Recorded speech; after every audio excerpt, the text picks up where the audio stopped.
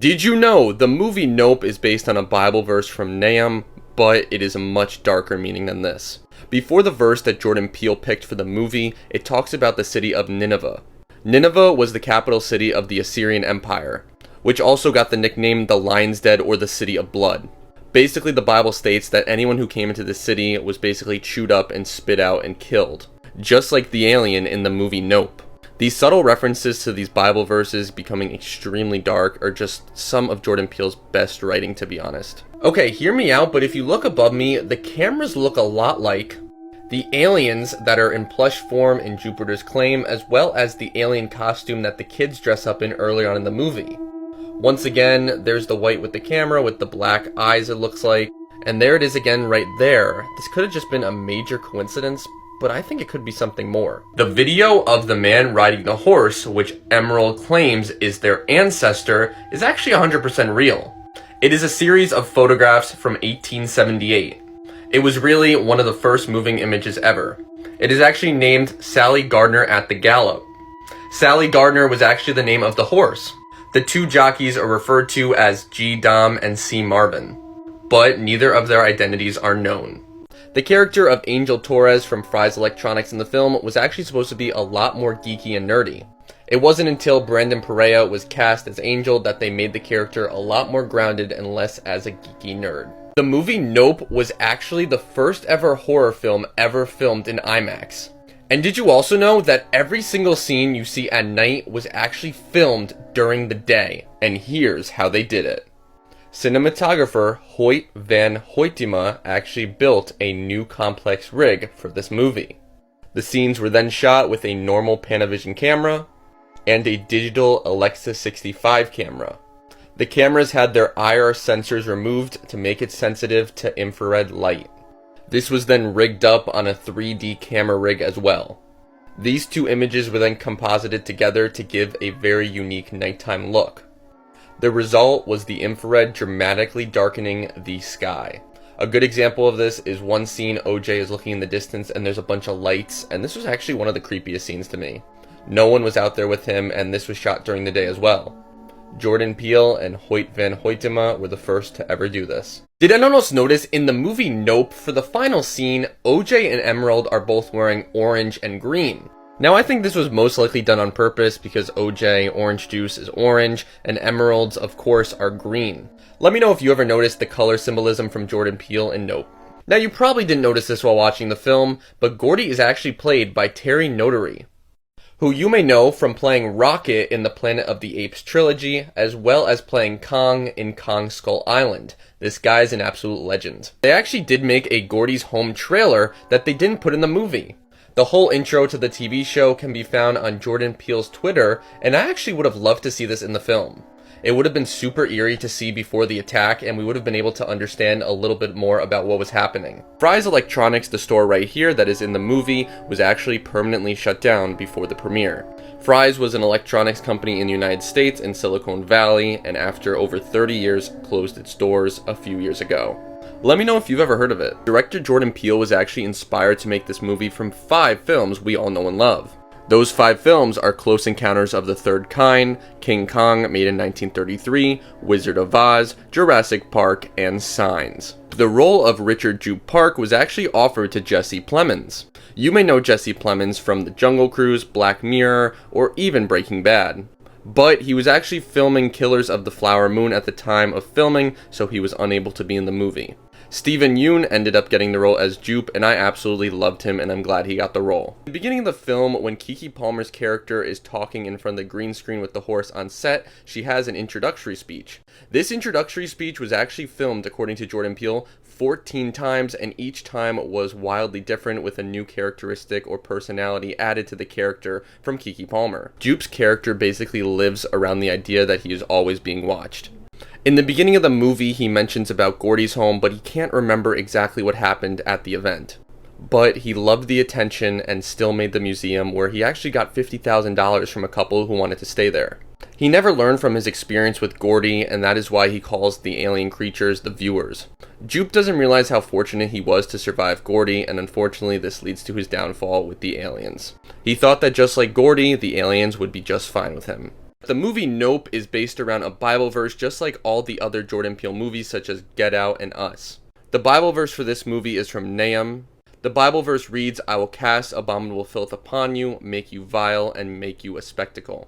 To keep it simple, Peele believes that humans do not look at reality too much and are too focused on other things such as technology.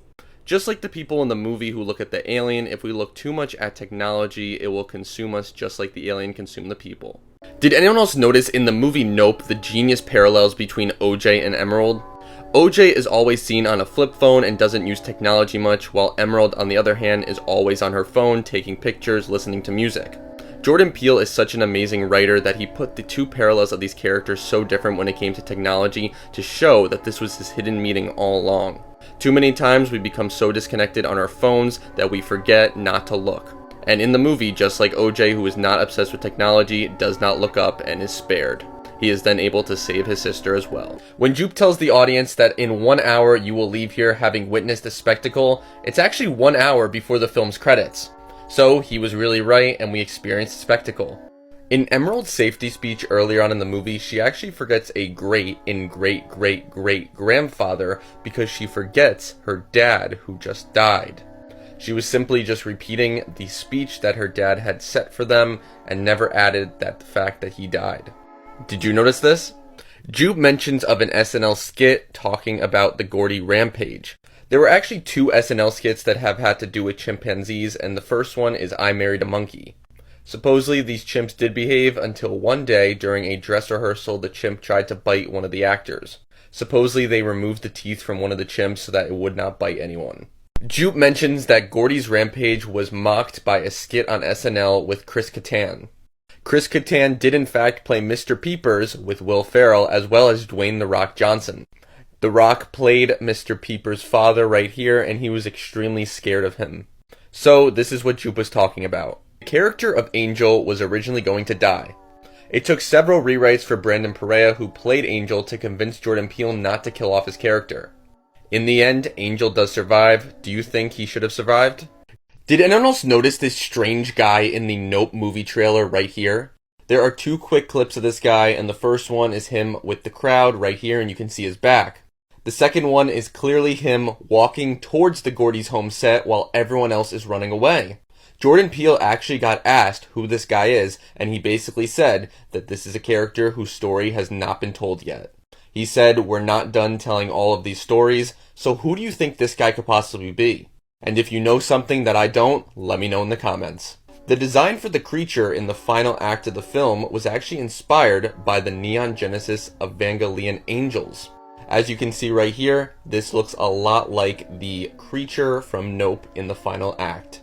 Let me know if you ever noticed this. Throughout the movie, Emerald is seen wearing this bracelet. It is made with blue beads and white eyes. This is actually a symbol called a Nazar. It is an ancient symbol meant to protect from the evil eye. In the movie Nope, the evil eye is this alien creature that is going through the sky, and if you look at it, it's going to kill them. I believe this was spotted by Mamba Kid on Reddit, so thank you to him for this. Now this has to do with the poster for Steven Yeun's character of Jupe. As you can see right here, I thought it was just a cowboy hat, and I know a lot of other people thought it was just a cowboy hat, but it is a cowboy hat, and he's also looking at the alien in the sky. This is honestly one of the most brilliant posters I've seen for a movie in a long time. Let me know if you ever noticed this, and I may have just not noticed it right away. In the middle of the movie, Antlers Holst, the cinematographer, says to Emerald, "This dream you're chasing, the one where you end up at the top of the mountain, all eyes on you, this is the dream you never wake up from," which foreshadows the exact way he died.